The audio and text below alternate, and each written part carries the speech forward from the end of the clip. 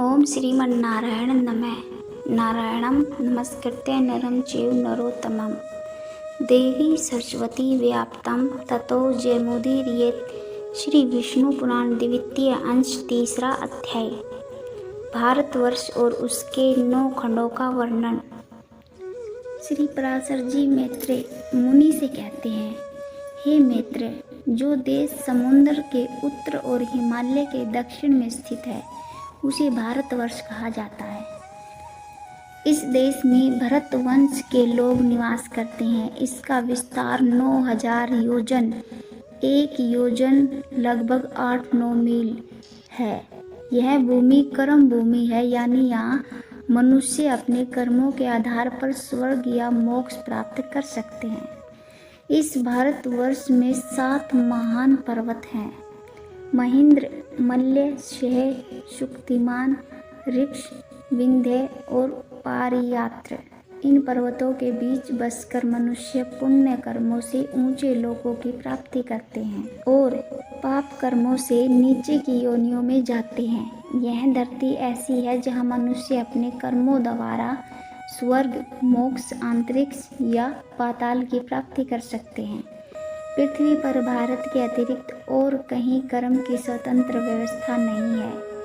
भारतवर्ष को 9 भागों में विभाजित किया गया, जिनके नाम हैं इंद्रद्वीप, कसेरु, ताम्रपर्ण, गभस्तिमान, नागद्वीप, सौम्य, गंधर्व, वारुण और यह नवाद्वीप। यह पूरा क्षेत्र समुद्र से घिरा हुआ है और उत्तर से दक्षिण तक इसकी लंबाई 1000 योजन है। पूर्व दिशा में किरात लोग रहते हैं और पश्चिम में यवन, मध्य भाग में ब्राह्मण, क्षत्रिय, वैश्य और शूद्र। ये चारों वर्ण अपने अपने कर्मों के अनुसार यज्ञ, युद्ध और व्यापार करते हुए निवास करते हैं। यहाँ की प्रमुख नदियाँ हैं सतद्रु, चंद्रभागा, हिमालय से नर्मदा, सुरसा, विंध्य से तापी, पयोष्णी, निर्विंध्या, शीर्ष से गोदावरी, भीमरथी, कृष्णवेणी, शह से कृतमाला, ताम्रपर्णी, मल्य से त्रिशामा, आर्यकुल्या, महेंद्र से ऋषिकुल्या और कुमारी, शुक्तिमान से। इनसे हजारों शाखा पर शाखाएं भी बहती हैं।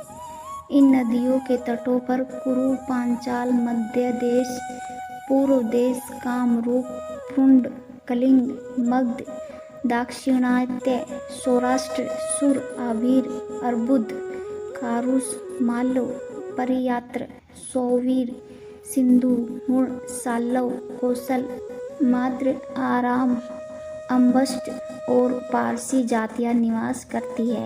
ये सब इन्हीं नदियों के जल से पुष्ट और संपन्न होते हैं। भारतवर्ष में ही 4 युगों सत्य, त्रेता, द्वापर और कलयुग की व्यवस्था है और ऐसा अन्य किसी द्वीप में नहीं है। यहाँ ऋषि तप करते हैं, याज्ञिक यज्ञ करते हैं और दानवीर लोग आदर से दान देते हैं। यहीं पर यज्ञ पुरुष भगवान विष्णु की यज्ञों का द्वारा उपासना होती है, जबकि अन्य द्वीपों में अलग अलग प्रकार से उनकी आराधना की जाती है। भारतवर्ष को सर्वश्रेष्ठ कहा गया है क्योंकि यह कर्म भूमि है। अन्य देश भोग भूमियाँ हैं। जीवों को हजारों जन्मों के बाद ही इस पुण्य भूमि में जन्म लेने का सौभाग्य मिलता है। देवता भी भारतवर्ष में जन्म लेने वालों को धन्य मानते हैं, क्योंकि वे स्वयं इस भूमि में जन्म नहीं ले पाते। वे कहते हैं, जो मनुष्य इस भारत भूमि में जन्म लेकर अपने कर्मों को भगवान विष्णु को समर्पित करके निष्कलुष हो जाते हैं, वे हमसे भी अधिक भाग्यशाली हैं। हम नहीं जानते कि हमारे पुण्य समाप्त होने पर हम कहाँ जन्म लेंगे, लेकिन धन्य है वे मनुष्य जो इस भारत भूमि में जन्म लेकर अब तक अपनी इंद्रियों पर नियंत्रण बनाए हुए है। हे मैत्रेय, इस प्रकार मैंने जम्मू द्वीप और उसमें स्थित इस विशेष भारतवर्ष का संक्षिप्त वर्णन किया।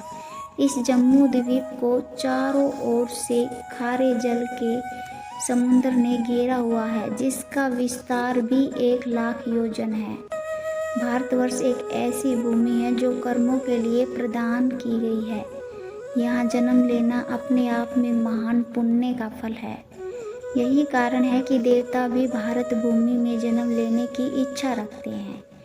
यह भूभाग तप, यज्ञ, दान और मोक्ष की ओर अग्रसर होने की सबसे श्रेष्ठ भूमि है।